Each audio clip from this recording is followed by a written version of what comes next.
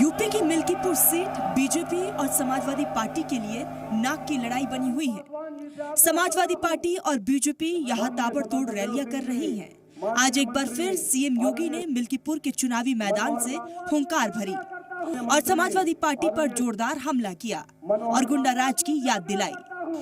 Samajwadi party हर mafia के साथ में है, हर दुष्चरित्र व्यक्ति के साथ में हमेशा खड़ी होती है और जो भी कहीं कोई घटना घटित होती है उस घटना के पीछे समाजवादी पार्टी का हाथ होता है।